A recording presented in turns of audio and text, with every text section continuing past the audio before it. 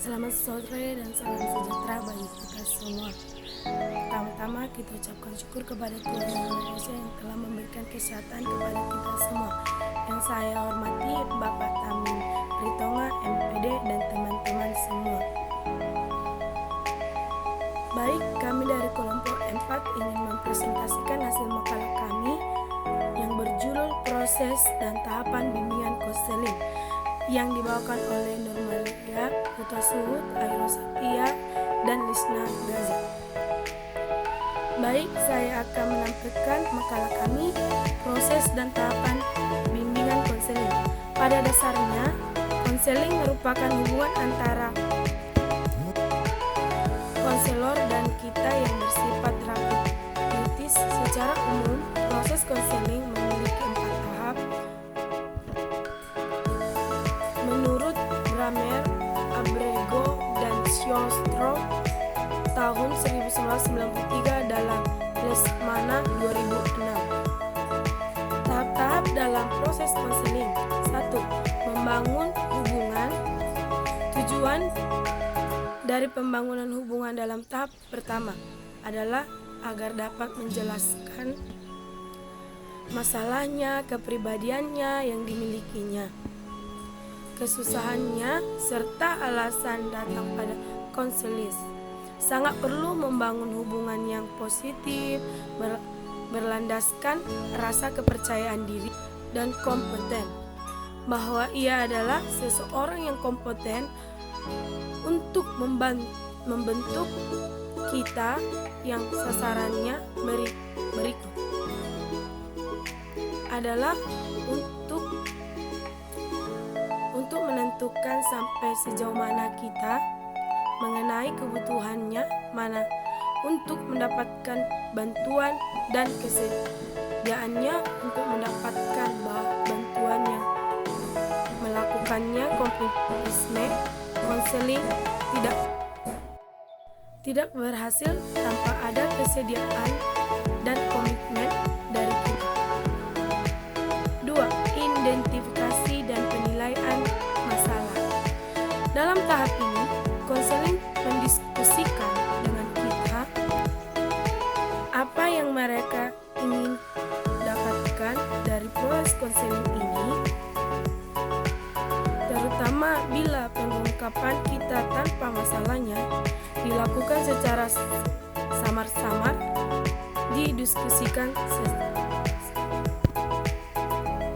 sasaran spesifik dan tingkah laku apa yang ingin diubah. Intinya dalam hal ini, konselor melakukan eksplorasi dan melakukan diagnosis apa masalah dan hasil seperti apa yang diharapkan dari konseling. Memfasilitasi perubahan terapeutis. Dalam hal ini, konselor mencari strategi dan intervensi yang dapat memudahkan terjadinya perubahan. Sasaran dan strategi terutama ditentukan oleh sifat masalah, gaya dan pendekatan konselor dan konselor keinginan klien maupun gaya komunikasinya. Konselor dalam tahap ini memikirkan alternatif, melakukan evaluasi dan kemungkinan konsekuensi dari berbagai alternatif dan cara tindakan. Hal ini tentunya bekerja sama dengan klien. Jadi, konselor bukan tempat pembuatan alternatif, pembuatan keputusan, namun lebih kepada fasilitasi,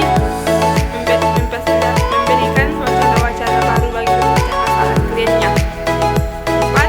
Evaluasi dan terminasi. Dalam tahap ini, konselor bersama klien mengevaluasi terhadap hasil konseling yang telah dilakukan. Indikatornya adalah sampai sejauh ini mana sasaran tercapai, apakah proses konseling membantu klien atau tidak. Tahapan ini ditutup dengan terminasi. Dalam terminasi, konselor bersama klien menyimpulkan semua kegiatan yang mudah dilalui dalam proses konseling. Selain itu, konselor dapat membuat kemungkinan tindak lanjut, terjadinya kemungkinan referral pada pihak lain yang lebih ahli yang berkaitan dengan masalah klien. Baiklah, di sini saya akan menyebutkan hasil presentasi kami. Proses secara umum proses konseling individu dibagi atas 3 tahapan. 1. Tahapan awal konseling. Tahapan ini terjadi sejak klien menemui konselor hingga berjalan proses konseling sampai konselor dan klien menemukan definisi masalah klien atas dasar isu, kepedulian, atau masalah klien. Adapun proses konseling tahap awal sebagai berikut. 1. Membangun hubungan konseling yang melibatkan klien. 2. Memperjelas dan mendefinisikan masalah. 3. Membuat penafsiran dan penjajakan. 4. Menegosiasikan kontrak. 2. Tahap pencegahan atau tahap kerja, yaitu penjajahan masalah klien, masalah bantuan apa yang akan diberikan berdasarkan penilaian kembali apa-apa yang telah dijajah tentang masalah klien. 3. Tahap akhir konseling atau tahap tindakan. Tahap akhir konseling ditandai beberapa hal, yaitu 1. Menurunnya kecemasan klien. 2. Adanya perubahan perilaku klien ke arah yang lebih positif, sehat, dan dinamis. 3. Adanya rencana hidup masa yang akan datang dan program yang jelas.